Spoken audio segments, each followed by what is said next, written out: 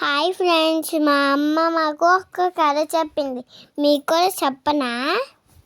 అనగనగా ఉసిరికాయ ఉంటోళ్ళో మునక్కాయ అంటే ముసలమ్మ ఉండేది ఊళ్ళో. ఆ మునక్కాయ అంటే ముసలమ్మకి బంగాళదుంప అంట బంగారం ఉండేది. ఆ బంగాళదుంప అంట బంగారాన్ని బీరకాయ అంట పిలువలో పెట్టి తాటికి అంట తాళం వేసింది.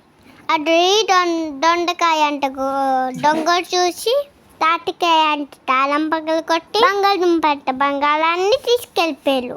అప్పుడు మునక్కాయ అంట ముసలమ్మ పొట్లకాయ అంట పోలీస్ దగ్గరికి వెళ్ళి కాకరకాయ అంట కంప్లైంట్ ఇచ్చింది.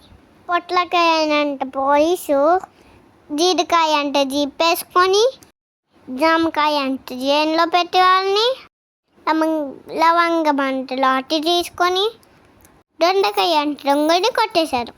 మునక్కాయ అంటే ముసలమ్మకి బంగాళదుంప అంటే బంగారాన్ని ఇచ్చేసారు. అంటే కడకంచికి మన ఇద్దరికి. Thank you for watching.